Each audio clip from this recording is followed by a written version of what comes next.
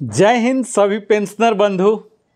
आज मैं आपके समक्ष स्पर्श पेंशन की संपूर्ण सीरीज लाया हूं, जिसमें बड़ी ही बारीकी बातों से लेके सूक्ष्म बातों से लेके बड़ी बड़ी बातें भी करूंगा।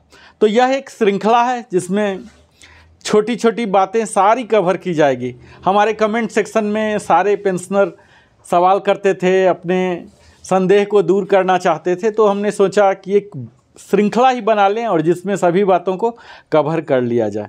तो स्पर्श, जैसा कि हम सब जान रहे हैं कि यह एक कम्प्रीहेंसिव पेंशन पैकेज है, सीपीपी भी है, जिसमें कि इंड टू इंड सिस्टम है, जिसमें फैसिलिटेट किया जाएगा, आपको आसान करने के लिए किया जाता है। इसमें डिफेंस पेंशनर का, जिसमें कि चारों आ रहे हैं, आर्मी के, एयरफोर्स के, नेवी के और डिफेंस सिविलियन के, इन सब का इनके डिसबर्समेंट तक, यानी कि आपके अकाउंट में रुपया पहुंच जाने तक का कार्य कर रहे हैं।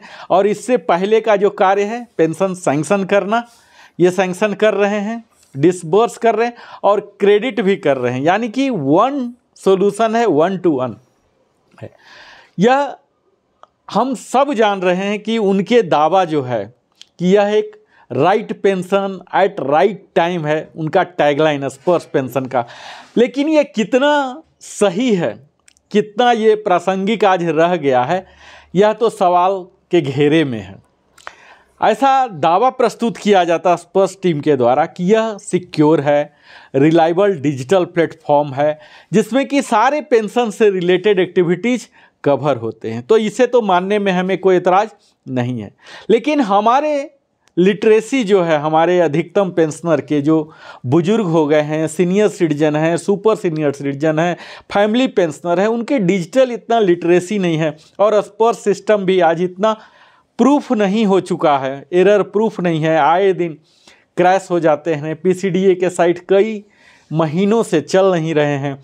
तो हमारी कुछ तो खुद के कारण और कुछ स्पर्श के कारण, और अंततः हम कह सकते हैं कि स्पर्श के कारण ही, क्योंकि स्पर्श के जो इंड यूजर हैं उनकी जो लिटरेसी लेवल है उसको मद्देनज़र रखते हुए इसे अभी और भी कई सुधार करने की ज़रूरत है। तो इस वीडियो में, इस श्रृंखला में मैं आपको सबसे पहले तो यह बता दूं, खुशखबरी से शुरू करता हूं, कि जो वार्षिक पेंशन है जो निर्बाध रूप से जारी रहे, इसके लिए हमें जीवन प्रमाण पत्र जमा करना पड़ता है हर वर्ष।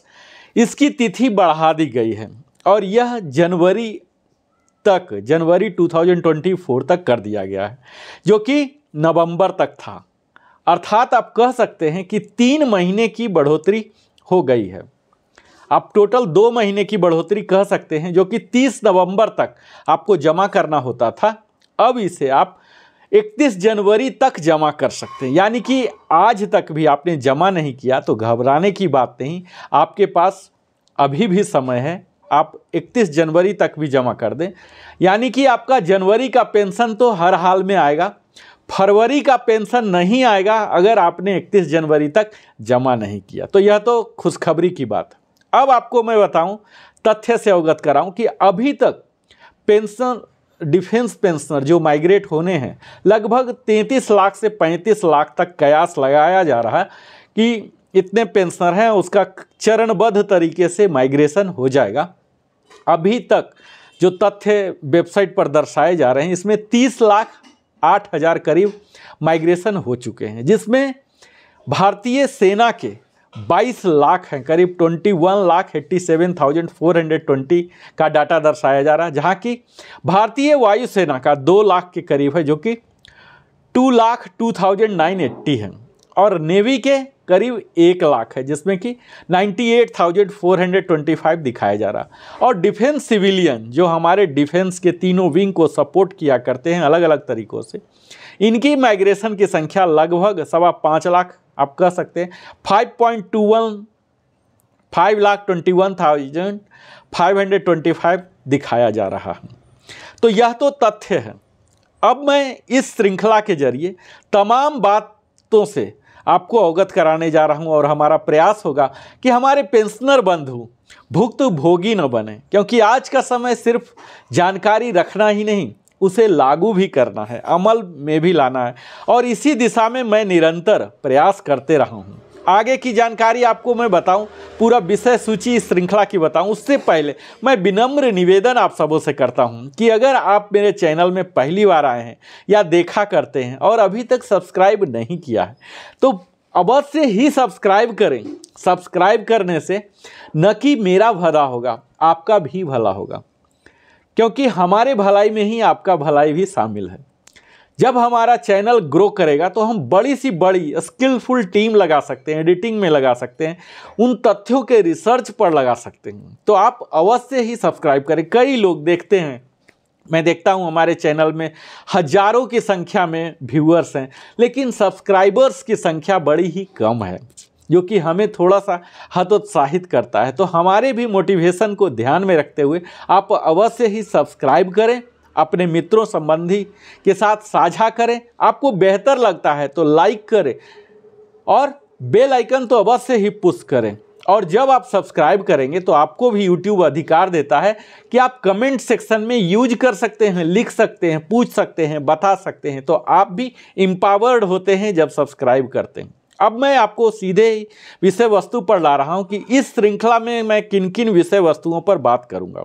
तो सबसे पहला तो मैं यह बताऊंगा कि ये जो माइग्रेशन है, प्रवासन क्रिया है, इसमें शामिल कितने चरण हैं, इन सारे चरण स्टेप्स को मैं बताऊंगा।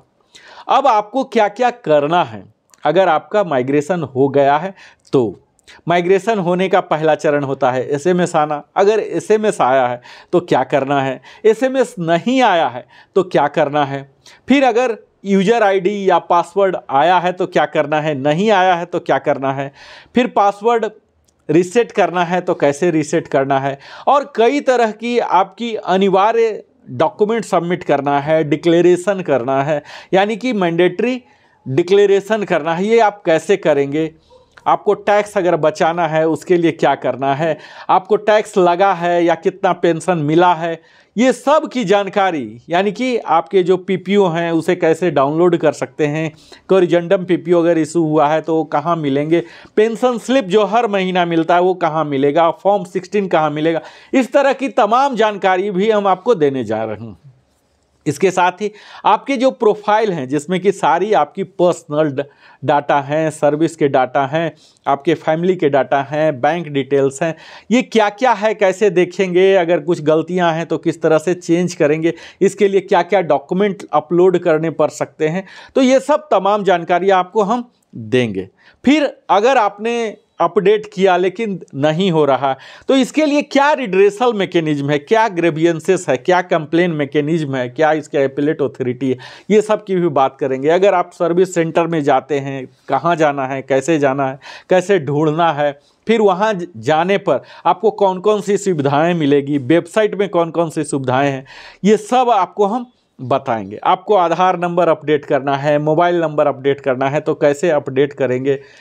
इसके स्पर्श में ही अगर आप डीएलसी डिजिटल लाइफ सर्टिफिकेट जमा करना चाहते हैं या एमएलसी करना चाहते हैं तो उसके क्या प्रावधान है। अगर पेंशनर की अकस्मात मृत्यु हो जाती है तो इसके बाद पारिवारिक पेंशन कैसे प्रारंभ किया जाए, उस मृत्यु की रिपोर्टिंग किस तरह से की जाए, तो ये तमाम जानकारी, यानी कि पेंशनर के लिए क्या क्या करें और क्या न करें, यह सब अगर होमवर्क अभी से आप करके रखेंगे, मुझे उम्मीद है अगर आप दर्शक हैं तो अभी तक आपका माइग्रेशन अवश्य ही हो चुका होगा। तो इस श्रृंखला की प्रथम वीडियो मैं प्रारंभ करूंगा इसी से कि कौन कौन से स्टेप्स इन्वॉल्व्ड हैं इसमें माइग्रेशन प्रोसेस में। जैसा कि हम सब जान रहे हैं पीसीडीए इलाहाबाद में ही स्पर्श सिचुएटेड है, जो कि यह काम कर रहा है टीसीएस के द्वारा। इसका एपेक्स बॉडी है सीजीडीए, जो दिल्ली धौला कुआं में अवस्थित है। सीजीडीए के ही ऑर्डर पर पीसीडीए काम करते हैं और इस तमाम जो चरण है इसमें बड़ा ही ड्यू डिलीजेंस, यानी कि बड़ा ही ख्याल रखा जा रहा, बहुत ही सुधार किया जा रहा है, लेकिन बड़ा ही सूक्ष्म है जिससे कि लाभ नहीं मिल पा रहा हमारे पेंशन भोगियों को। इस ड्यू डिलीजेंस के बाद ही माइग्रेशन की प्रक्रिया की जाती है। अब इस ड्यू डिलीजेंस को क्या है, अभी तक बैंक से हमारा पेंशन आ रहा था तो बैंक से माइग्रेट किया गया, यानी कि उस डाटा को लिया गया जिस डाटा के आधार पर वो पेंशन देते थे। दूसरा, डाटा उनके पास रिकॉर्ड ऑफिस से भी आया है, पीसीडीए भी के पास भी सैंक्शनिंग अथॉरिटी थे, उनके पास भी था। इन दोनों की तुलना की जाती है और जब एग्जैक्ट हो जाती है वेरिफिकेशन, तुलना में भी ड्यू डिलीजेंस की ज़रूरत होती है। जब तुलना कर लेते हैं, जब कुछ सटीक पाया जाता है, तब इसे माइग्रेट किया जाता है। अब इन तमाम परिश्रम के बाद भी अगर हम पेंशनर बंधुओं का अगर कोई समस्या रह जाता है तो उसके लिए भी उन्होंने मैकेनिज्म दिया है। तो स्पर्श ने सबसे पहले उनका कहना यह है कि ये तमाम परेशानी हम लोग जो ले रहे हैं, परिश्रम कर रहे हैं, ड्यू डिलिजेंस कर रहे हैं, इसके बाद भी अगर कोई प्रॉब्लम आपको रह जा रहा है तो आपके पास क्या क्या टूल्स अवेलेबल है वह मैं बताऊं। सबसे पहला तो यह है कि हमारे डिफेंस इंस्टॉलेशन के द्वारा ही आर्मी, एयरफोर्स, नेवी, आप जहां कहीं भी रिकॉर्ड ऑफिस के पास या उनके किसी भी स्टेशन के आसपास अगर रह रहे हो तो वहां स्पर्श का एक्सक्लूसिव सर्विस सेंटर है जो कि फ्री ऑफ कॉस्ट आपको मदद करेगी। जहां की कंप्यूटर होते हैं, जानकार व्यक्ति होते हैं सर्विंग, वो आपकी मदद करेंगे, आपकी समस्या के अनुसार आपको समाधान देंगे। इसके साथ ही टोल फ्री नंबर है, जो कि टोल फ्री नंबर आप समझ ही रहे हैं कि आप कह सकते हैं कि माशाअल्लाह है। कब लगेगा, किनका लगेगा, नहीं लगेगा, यह तो आप कह नहीं सकते हैं, लेकिन भरोसा ज़रूर करना चाहिए। अभी धीरे धीरे उनकी service line, customer care executive की संख्या बढ़ाई गई है, तो उम्मीद की जा सकती है कि हम मिल जाएगा। इसका नंबर आप अवश्य ही अब याद रखें, 1800-180-5325। इस नंबर पर आप निरंतर प्रयास करते रहेंगे, संभव है कि मिल जाएगा। 5 डेज वर्किंग डे होता है इनका, 9 to 6 वर्किंग होता है, तो मिल जाएगा और काफ़ी कुछ जानकारियां भी आपको मिल जाएगी। इसके साथ ही इनके लैंडलाइन नंबर भी हैं। प्रयागराज का लैंडलाइन जो एसटीडी कोड है 0533 और 2421-877 नंबर है, फिर 0532-2421-879 है और तीसरा नंबर है 0532-2421-880। तो ये 3 लैंडलाइन नंबर है, इन सब पर भी ट्राई कर सकते हैं। इसके अलावा ईमेल भी है, तो ईमेल पर भी आप देखिए अपने बिंदुओं को रख सकते हैं, उनसे इंटरेक्ट कर सकते हैं और समाधान पाने की उम्मीद कर सकते हैं। इसके साथ ही तीसरा है सीएससी। स्पर्श की टीम ने, पीसीडीए ने करीब 4.5 लाख भारतवर्ष में पूरे सीएससी हैं, जो citizen service common service centre हैं, जो कि एक तरह के साइबर कैफ़े हैं, हमारे कई तरह के डिजिटल सेवाएं उपलब्ध कराती हैं।